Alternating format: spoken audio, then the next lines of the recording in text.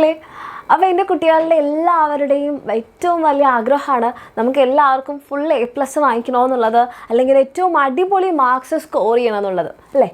അപ്പോൾ അങ്ങനെ നമുക്ക് ആഗ്രഹം ഉണ്ടെങ്കിലും നമ്മൾ ചെയ്യുന്ന പല കാര്യങ്ങളായിരിക്കാം നമ്മളെ ആ ഒരു ഫുൾ മാർക്കിൽ നിന്ന് അല്ലെങ്കിൽ ആ ഫുൾ A+ൽ നിന്ന് പിന്നോട്ടേക്ക് വലിക്കുന്നത്.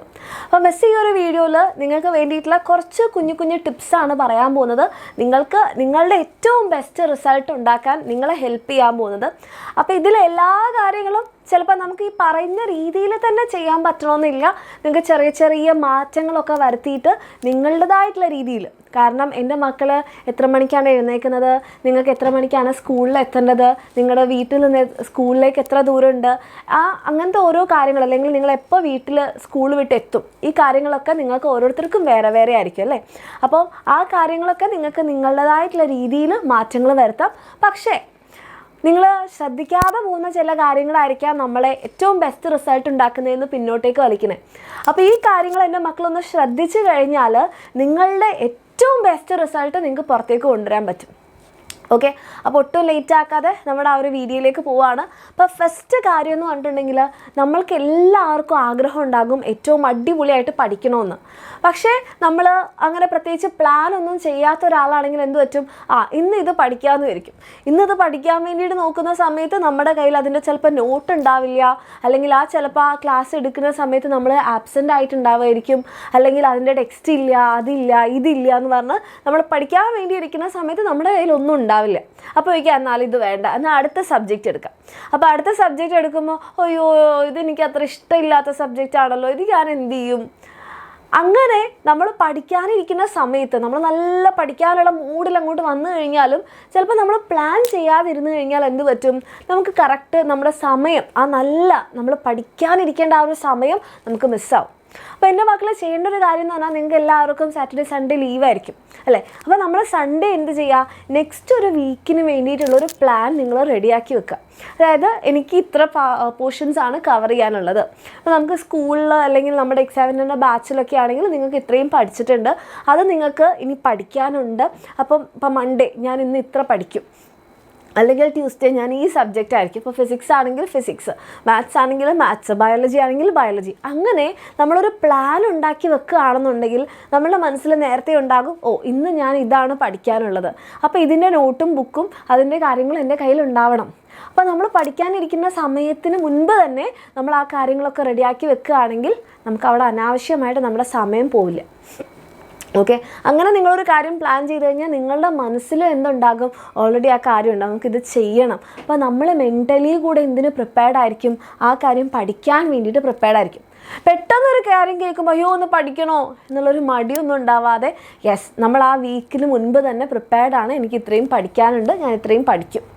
ഓക്കെ, അപ്പം നമ്മളെപ്പോഴും എന്ത് ചെയ്യുക, നമ്മളൊരു വീക്കിന് വേണ്ടിയിട്ടുള്ള ഒരു പ്ലാൻ, ഈ ഒരാഴ്ച ഞാൻ എന്തൊക്കെയാണ് പഠിക്കാൻ പോകുന്നത് എന്നുള്ളൊരു പ്ലാൻ നിങ്ങളുണ്ടാക്കുക. ഇതേപോലൊരു ബുക്കും പേപ്പറും എടുത്ത് എഴുതി വെച്ചാലും മതി. രണ്ടാമതൊരു കാര്യം എന്ന് പറയുമ്പം, പ്ലാൻ ചെയ്യുമ്പോൾ ശ്രദ്ധിക്കേണ്ടതാണ്. ബസ് ഞാൻ പ്ലാൻ ചെയ്യാം, ഞാൻ ഈ ആഴ്ചത്തേക്ക് വേണ്ടിയിട്ടുള്ള പ്ലാൻ ഇപ്പം തന്നെ റെഡിയാക്കാം, പിടിച്ച എൻ്റെ പ്ലാൻ. പക്ഷേ പ്ലാൻ ചെയ്യുന്ന സമയത്ത് ഒത്തിരി അധികം പ്ലാൻ ചെയ്യാതിരിക്കുക, ഒത്തിരി കുറവും പ്ലാൻ ചെയ്യാതിരിക്കുക. ഒത്തിരി അധികം പ്ലാൻ ചെയ്യുമ്പോൾ എന്താ പറ്റുക, രണ്ട് മിസ്റ്റേക്സാണ്.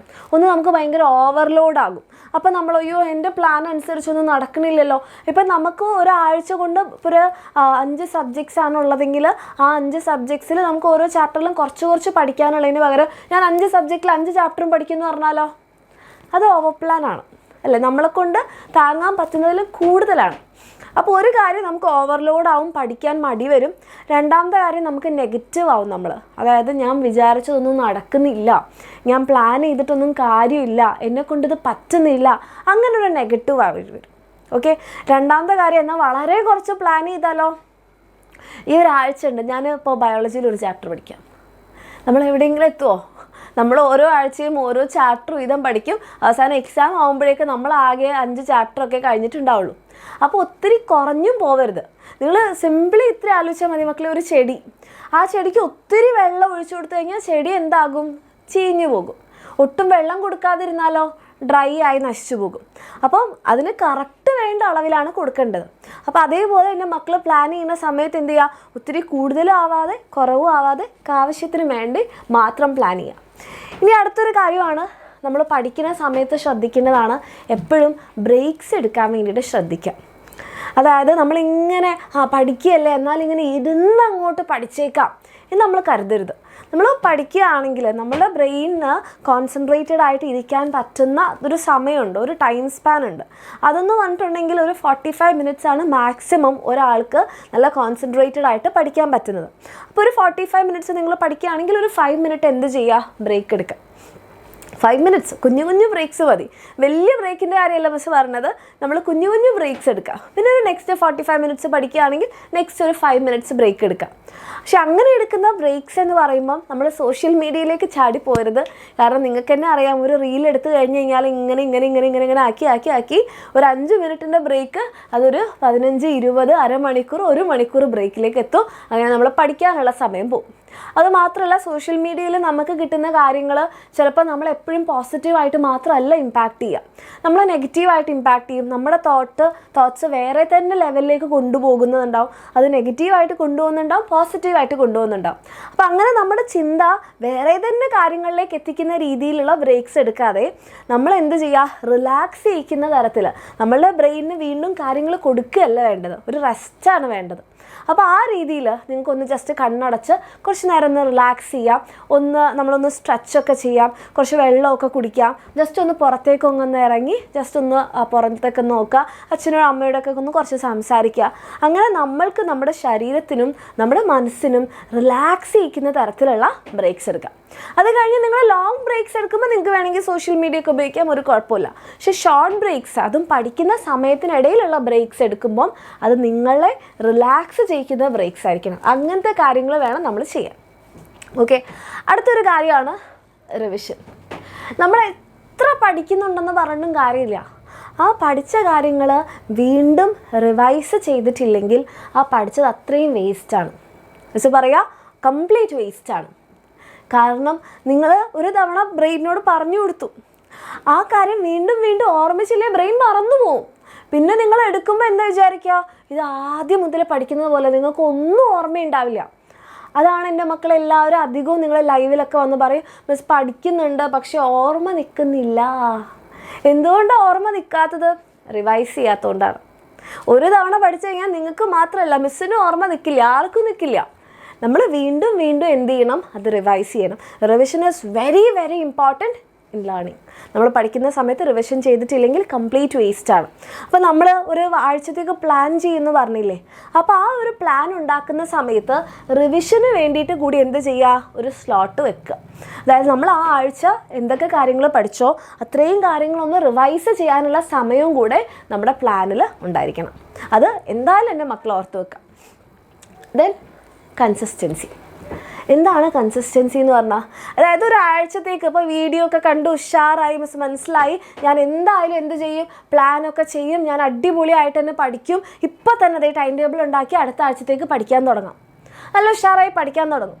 അത് ആ ഒരാഴ്ചത്തേക്ക് മാത്രം മതിയോ? ആ ഒരാഴ്ചത്തേക്ക് മാത്രമാണെങ്കിൽ നിങ്ങൾ വെറുതെ കഷ്ടപ്പെട്ട് പ്ലാൻ ഉണ്ടാക്കണ്ട, ഒരു കാര്യം ഉണ്ടാവില്ല. നമ്മൾ എന്ത് ചെയ്യണം, അത് നിലനിർത്തണം. അത് എല്ലാ ആഴ്ചകളിലും നമ്മൾ ചെയ്യണം. നമ്മൾ ഈ വീക്കിൽ എന്തൊക്കെ പ്ലാൻ ചെയ്തോ, എന്തൊക്കെ കാര്യങ്ങൾ നിങ്ങൾ ചെയ്തോ, അതേ സാധനം നമ്മൾ കണ്ടിന്യൂ ചെയ്യണം. നമ്മൾ എല്ലാ ആഴ്ചകളിലും അതിങ്ങനെ കൊണ്ടുപോകണം. അതങ്ങനെ മാസങ്ങളായിപ്പോയി. അങ്ങനെ നിങ്ങളൊരു ഹാബിറ്റ് ഫോം ചെയ്യും. ആ പഠിക്കുക എന്നുള്ളൊരു ഹാബിറ്റ്, ആ ഒരു സമയത്ത് മറ്റൊന്നിലും ഡിസ്ട്രാക്റ്റഡ് ആവാതെ പഠിക്കാനുള്ളൊരു ശീലം വരും. റിലാക്സ് ചെയ്യാനാണെങ്കിൽ അതിൻ്റേതായിട്ടുള്ളൊരു ടൈമും ഉണ്ടാവും. അങ്ങനെ എൻ്റെ മക്കളെ ചെയ്തെങ്കിലേ അതുകൊണ്ട് നിങ്ങൾക്ക് എന്തെങ്കിലും കാര്യം ഉണ്ടാവുള്ളൂ. ഓക്കെ, അപ്പം എപ്പോഴും ചെയ്ത കാര്യങ്ങൾ എപ്പോഴും ചെയ്യാൻ വേണ്ടിയിട്ട് ശ്രമിക്കുക. അല്ലാതെ ഒരു ദിവസം ഒത്തിരി ഇരുന്ന് പഠിക്കുന്നതിലല്ല കാര്യം, കുറച്ച് കുറച്ചായിട്ട് എല്ലാ ദിവസവും പഠിക്കുന്നതിലാണ് കാര്യം. ഓക്കെ, അങ്ങനെ ആകുമ്പോഴേ നമുക്ക് സ്ട്രെസ് ഇല്ലാതെ പഠിക്കാൻ പറ്റുള്ളൂ. ഇപ്പോൾ എൻ്റെ മക്കൾ വിചാരിക്കുന്ന മിസ് എല്ലാം മനസ്സിലായി, എല്ലാം ശരിയായി, പക്ഷേ ഇതിനൊരു ടൈം ടേബിൾ വേണ്ടേ, എങ്ങനെ പഠിക്കും, ഞങ്ങൾക്ക് വലിയ ഐഡിയ ഇല്ല, അല്ലെങ്കിൽ ഇങ്ങനൊരു പ്ലാനിങ് ഉണ്ടാക്കുന്ന സമയത്ത് എത്ര മണിക്കൂർ പഠിക്കണം, എന്ത് പഠിക്കണം എന്നുള്ളൊരു ഐഡിയ ഇല്ല എന്നാണെങ്കിൽ എൻ്റെ മക്കൾക്ക് വേണ്ടിയിട്ടൊരു ജനറൽ ടൈം ടേബിൾ മിസ് ആക്കിയിട്ടുണ്ട്. ഇതാണ് മിസ് തുടക്കത്തിലേ പറഞ്ഞ കാര്യം. അതായത് നിങ്ങൾക്കിത് നിങ്ങളുടേതായിട്ടുള്ള രീതിയിൽ മാറ്റം വരുത്താം. നിങ്ങൾ ഏകദേശം എന്തൊക്കെ ഒരു ദിവസത്തിൽ ഇൻക്ലൂഡ് ചെയ്തിരിക്കണം, എങ്ങനെയൊക്കെ നിങ്ങൾ പഠിക്കാൻ സമയം കണ്ടെത്തിയിരിക്കണം എന്നാണ് മിസ് പറയുന്നത്. ഓക്കെ, അപ്പോൾ സ്കൂളിൽ പോകുന്ന ദിവസവും അതേപോലെ തന്നെ ലീവുള്ള ദിവസങ്ങൾക്ക് വേണ്ടിയിട്ടുള്ള 2 സെപ്പറേറ്റ് ടൈം ടേബിളിൽ ഒരു മോഡൽ മിസ് വെക്കുന്നുണ്ട്. ഇത് അതേപോലെ ഫോളോ ചെയ്യണമെന്ന് യാതൊരു നിർബന്ധവുമില്ല. കാരണം ചില മക്കൾ എഴുന്നേൽക്കുന്ന സമയം വേറെ ആയിരിക്കും. ചില ആൾക്കാർ 5 മണിക്ക് എഴുന്നേൽക്കും, ചില ആൾക്കാർ 6 മണിക്ക് എഴുന്നേൽക്കും, ചില ആൾക്കാർ 7 മണിക്ക് എഴുന്നേൽക്കും. അപ്പോൾ 7 മണിക്ക് എഴുന്നേറ്റാലും പ്രശ്നമില്ല. നിങ്ങൾക്ക് ഒരു 9:30 നിങ്ങളുടെ വീട്ടിന് അടുത്താണ് സ്കൂൾ, പെട്ടെന്ന് എത്താവുന്ന ദൂരമൊക്കെ ആണെങ്കിൽ പ്രശ്നമില്ല. അപ്പോൾ അത് നിങ്ങൾക്ക് നിങ്ങളുടേതായിട്ടുള്ള രീതിയിൽ മാറ്റം വരുത്താം. ഓക്കെ, അപ്പോൾ ഫസ്റ്റ് നമ്മൾ സ്കൂളുള്ള ദിവസങ്ങളിലെ ടൈം ടേബിളാണ് പറയുന്നത്. അപ്പോൾ സ്കൂളുള്ള ദിവസം നിങ്ങളൊരു 6 മണിക്ക്, മിസ് ഒരു മോഡലാണ് പറയുന്നത്, നിങ്ങൾ എത്ര മണിക്കാണോ എഴുന്നേൽക്കുന്നത് അത് നിങ്ങൾക്ക് ഉപയോഗിക്കാം. അപ്പോൾ ഒരു 6 മണിക്ക് എഴുന്നേൽക്കുകയാണെങ്കിൽ ഒരു ചായയൊക്കെ കുടിച്ച് മുഖമൊക്കെ ഒന്ന് കഴുകി ഒന്ന് റിഫ്രഷ്ഡ് ആയിട്ട് ഒരു 6:30 to 7:30 ഒരു 1 hour എന്ത് ചെയ്യുക, പുതിയത് പഠിക്കുക. ഈ ടൈം എന്ന് പറഞ്ഞിട്ടുണ്ടെങ്കിൽ നിങ്ങൾക്ക് എല്ലാവർക്കും അറിയാം മക്കളെ, ഏറ്റവും റിഫ്രഷ്ഡ് ആയിട്ടിരിക്കുന്ന ടൈമാണ്. നിങ്ങൾക്ക് ഏറ്റവും നന്നായിട്ട് നിങ്ങൾ പഠിക്കുന്ന കാര്യങ്ങൾ തലയിൽ കയറുന്ന സമയമാണ്. അപ്പോൾ അവിടെ പുതിയ കാര്യങ്ങൾ അല്ലെങ്കിൽ തലേ ദിവസം നിങ്ങൾ പഠിച്ചിട്ട് നിങ്ങൾക്ക് മനസ്സിലാവാത്ത കാര്യങ്ങൾ, നിങ്ങൾക്ക് ഓർമ്മയിൽ നിൽക്കുന്നില്ല, നിങ്ങൾക്ക് ടഫാണെന്ന് തോന്നുന്ന കാര്യങ്ങൾ ഈ ഒരു രാവിലെയുള്ള ഈ ഒരു സമയത്ത് പഠിച്ചു നോക്കുക. നല്ല ബെനിഫിഷ്യലായിരിക്കും. ഓക്കെ, അത് കഴിഞ്ഞൊരു 7:30 ആകുമ്പോൾ നിങ്ങൾക്ക് പഠിപ്പ് നിർത്തി നിങ്ങൾക്ക് എന്ത് ചെയ്യാം, പിന്നെ കുളിച്ച് മാറ്റി യൂണിഫോമൊക്കെ ഇട്ട് ഭക്ഷണമൊക്കെ കഴിച്ച് സ്കൂളിൽ പോകുന്ന പരിപാടികളൊക്കെ നോക്കുക. അത് തന്നെ മിസ് പറയുന്നു, നിങ്ങൾക്ക് ഓരോരുത്തർക്കും നിങ്ങളുടേതായിട്ടുള്ള ടൈം അനുസരിച്ച് മാറ്റാം. ഓക്കെ, അത് കഴിഞ്ഞ് നിങ്ങളൊരു എത്ര മണിക്ക് എത്തുകയാണ്, ഒരു 5 മണിക്കൊക്കെ വീട്ടിലെത്തുകയാണ് അല്ലെങ്കിൽ 5:30 വീട്ടിലെത്തുകയാണെന്നുണ്ടെങ്കിൽ നിങ്ങളൊന്ന് വീട്ടിലൊക്കെ എത്തി യൂണിഫോമൊക്കെ ഒന്ന് മാറി ഒന്ന് റിഫ്രഷ്ഡായി ഒരു കോഫിയൊക്കെ കുടിച്ച് ഒരു നിങ്ങളുടെ പ്രെയറൊക്കെ ഉണ്ടെങ്കിൽ അതൊക്കെ കഴിഞ്ഞ് ഒരു 6:30 to 8:30 പഠിക്കാൻ വേണ്ടി നോക്കാം. അങ്ങനെ പഠിക്കുന്ന സമയത്ത് നിങ്ങൾക്ക് വേണമെങ്കിൽ ബാച്ചിലുള്ള മക്കളാണെങ്കിൽ ബാച്ചിലുള്ള ക്ലാസ്സുകൾ കാണാം, യൂട്യൂബിലെ മക്കളാണെങ്കിൽ യൂട്യൂബിലെ വീഡിയോസ് ഉപയോഗിക്കാം, ലൈവ് ഉപയോഗിക്കാം, അങ്ങനെ അത് പഠിക്കാൻ വേണ്ടി ഉപയോഗിക്കാം. ദെൻ ഒരു 8:30 to 9:15 ഒരു 3/4 മണിക്കൂർ നിങ്ങൾക്ക് ബ്രേക്ക് എടുക്കാം. നിങ്ങളുടെ ഡിന്നറിന് വേണ്ടിയിട്ടുള്ള ബ്രേക്ക്, ഭക്ഷണമൊക്കെ കഴിക്കാം. അത് കഴിഞ്ഞൊരു 9:15 to 10:15 1 hour നിങ്ങൾക്ക് ഇനിയിപ്പോൾ സ്കൂളിലേക്ക് എന്തെങ്കിലും വർക്ക് ഉണ്ട് അങ്ങനത്തെ എന്തെങ്കിലും കാര്യങ്ങളുണ്ടെങ്കിൽ അതവിടെ ചെയ്യാം. ദെൻ 10:15 ഒക്കെ ആകുമ്പോഴേക്ക് തീരുകയാണ്. നിങ്ങൾക്ക് കൂട്ടാം കുറയ്ക്കാം നിങ്ങളനുസരിച്ച്. ഓക്കെ, ആൻഡ് നിങ്ങൾക്ക് എന്ത് ചെയ്യുക, ഒരു നെക്സ്റ്റ് ഡേക്ക് വേണ്ടിയിട്ടുള്ള പ്ലാനിങ്, അതായത് അടുത്ത ദിവസം രാവിലെ ഉറക്കം എഴുന്നേറ്റ് ഇനി എന്താ ഞാൻ പഠിക്കുക അങ്ങനെ ആയിപ്പോവരുത്. രാവിലെ എഴുന്നേറ്റ് കഴിഞ്ഞാൽ ഞാൻ ഇതാണ് പഠിക്കാൻ പോകുന്നത്, സ്കൂൾ വിട്ട് വന്നു കഴിഞ്ഞാൽ എനിക്ക് ഇതാണ് ചെയ്യാനുള്ളത്. അങ്ങനെ നെക്സ്റ്റ് ഡേക്ക് വേണ്ടിയിട്ടുള്ള കാര്യങ്ങൾ നമ്മൾ ഓൾറെഡി ഒരു വീക്കിന് വേണ്ടി റെഡിയാക്കി വെച്ചിട്ടുണ്ടാവും. അതൊന്ന് നമ്മൾ ഒന്നുകൂടി റിഫ്രഷ് ചെയ്യുക, നാളെ ഞാൻ ഇതാണ് ചെയ്യാൻ പോകുന്നത്, എന്നിട്ട് സമാധാനത്തോടെ പോയിട്ട് കിടന്നുറങ്ങാം. ഓക്കെ, അപ്പോൾ ഇതെൻ്റെ മക്കൾക്ക് വേണമെങ്കിൽ സ്ക്രീൻഷോട്ട് എടുക്കാം. ഏകദേശം ഒരു മോഡൽ ഇതുപോലെയാണ്. ദെൻ സ്കൂള് ഇല്ലാത്ത ദിവസങ്ങളിൽ 6 മണിക്കൊന്നും എഴുന്നേൽക്കണമെന്ന് മിസ് പറയുന്നില്ല, ഒരു 8 മണിക്കൊക്കെ എഴുന്നേറ്റാൽ മതി. അത് കഴിഞ്ഞ് നമ്മൾ ഭക്ഷണമൊക്കെ കഴിച്ചൊന്ന് റിഫ്രഷ്ഡായി ഒരു 9:30 to 12:30 3 hours ഉണ്ട്. നല്ല റിഫ്രഷ്ഡ് ആയിട്ടിരിക്കുന്ന സമയമായിരിക്കും. കാരണം നല്ലപോലെ ഉറങ്ങി 8 മണിക്കാണ് നമ്മൾ എഴുന്നേറ്റത് അല്ലേ, നല്ലപോലെ ഉറങ്ങി ഭക്ഷണമൊക്കെ കഴിച്ചിരിക്കുകയാണ്, പഠിക്കാൻ വേണ്ടിയിട്ട് ഉപയോഗിക്കാം. അത് കഴിഞ്ഞ് 12:30 to നിങ്ങൾക്ക് 2:30 വരെ ബ്രേക്ക് ടൈമാണ്. അതായത് നിങ്ങൾക്ക് ഭക്ഷണം കഴിക്കാം. ഭക്ഷണം കഴിച്ച് കഴിഞ്ഞാൽ എന്തായാലും ഒരു ഉച്ച സമയമാണല്ലേ, നമുക്കൊരു ഉറക്കമൊക്കെ ഉറങ്ങാൻ തോന്നുന്നുണ്ടെങ്കിൽ നിങ്ങൾക്കൊന്ന് ഉറങ്ങാം, അല്ലെങ്കിൽ പാരൻസിനോട് സംസാരിക്കാം, നിങ്ങൾക്ക് എന്തെങ്കിലും ഗെയിം കളിക്കണമെങ്കിൽ ഗെയിം കളിക്കാം. ഓക്കെ, അങ്ങനെ നിങ്ങൾക്ക് ബ്രേക്ക് ടൈമാണ്. അത് കഴിഞ്ഞ് ഒരു 2:30 to 4:30 നമ്മൾ പഠിക്കാം. ആൻഡ് ഇതൊരു ഉച്ച സമയം ആയതുകൊണ്ട് തന്നെ നമുക്ക് പുതിയ കാര്യങ്ങൾ പഠിക്കുന്നതിന് അത്രത്തോളം കോൺസെൻട്രേഷൻ കിട്ടുമെന്ന് മിസ്സിന് അറിയില്ല. അപ്പോൾ നിങ്ങൾ പ്രത്യേകിച്ച് നിങ്ങൾക്ക് മാത്തമാറ്റിക്സ് എന്തെങ്കിലും ചെയ്ത് വർക്കൗട്ട് ചെയ്യാനുള്ള കാര്യങ്ങളുണ്ടെങ്കിൽ അത് ചെയ്യാം. അങ്ങനെ എന്തെങ്കിലും നിങ്ങളെ ആക്റ്റീവാക്കി നിർത്തുന്ന കാര്യങ്ങൾ ഈ ഒരു സമയത്ത് ചെയ്യാം. ദെൻ നിങ്ങൾക്ക് 4:30 to 6 പുറത്ത് പോയി കളിക്കാം. വൈകുന്നേരത്തെ സമയമാണ്, ലീവുള്ള ദിവസമാണ്, നല്ലപോലെ എൻജോയ് ചെയ്യാം. ഓക്കെ, അത് കഴിഞ്ഞിട്ട് നിങ്ങൾ എന്ത് ചെയ്യുന്നു, 6:30 to നമ്മൾ ഒരു 6 മണിയൊക്കെ ആകുമ്പോൾ തിരിച്ച് വന്ന് കാലും മുഖമൊക്കെ ഒന്ന് കഴുകി അല്ലെങ്കിൽ മേലൊക്കെ കഴുകി പ്രയറൊക്കെ കഴിഞ്ഞ് ഒരു 6:30 to 8:30 വീണ്ടും നമ്മൾ പഠിക്കുന്നു. നിങ്ങൾക്ക് ബാച്ചിലർ ക്ലാസ്സുകളോ അല്ലെങ്കിൽ യൂട്യൂബ് ക്ലാസ്സുകളോ എന്താണെന്ന് വെച്ചാൽ കാണാം. അത് കഴിഞ്ഞ് 8:30 to 9 നമ്മുടെ ബ്രേക്ക്, ഭക്ഷണം കഴിക്കുക. ദെൻ 9 to 10 പഠിക്കുക. ദെൻ 10 to ഒരു 10:15 നിങ്ങൾക്ക് നെക്സ്റ്റ് ഡേക്ക് വേണ്ടിയിട്ടുള്ള കാര്യങ്ങൾ പ്ലാൻ ചെയ്യാം, സുഖമായിട്ട് ഉറങ്ങാം. അപ്പോൾ ഈ രീതിയിൽ എൻ്റെ മക്കൾ നോക്കുകയാണെങ്കിൽ ഇവിടെ നിങ്ങൾക്ക് ബ്രേക്കും ഉണ്ട്, പഠിക്കാനുള്ള സമയമുണ്ട്, ആൻഡ് ആ ചെയ്യുന്ന കാര്യങ്ങൾ വളരെ നീറ്റായിട്ട് ചെയ്യാൻ പറ്റും. ഇങ്ങനെ എൻ്റെ മക്കൾ പ്ലാൻ ചെയ്ത് പോവുകയാണെങ്കിൽ നിങ്ങൾക്ക് ഏറ്റവും നല്ല കപ്പാസിറ്റിയുള്ള മക്കളാണ്, നിങ്ങളുടെ ഏറ്റവും ബെസ്റ്റ് റിസൾട്ട് പുറത്തേക്ക് എത്തിക്കാൻ നിങ്ങൾക്ക് പറ്റും. അപ്പോൾ ഇതൊക്കെ നിങ്ങൾക്ക് യൂസ്ഫുൾ ആയെങ്കിൽ തീർച്ചയായിട്ടും കമൻറ്റ് ചെയ്യുക. ഇതേപോലത്തെ കുഞ്ഞു കുഞ്ഞു ടിപ്സും കാര്യങ്ങളൊക്കെ വേണമെങ്കിൽ അതും നമ്മളുടെ കമൻറ്റ് സെക്ഷനിൽ അറിയിക്കുക. അടിപൊളിയായിട്ട് പഠിക്കുക. എൻ്റെ മക്കൾക്ക് എല്ലാവർക്കും all the best. Thank you.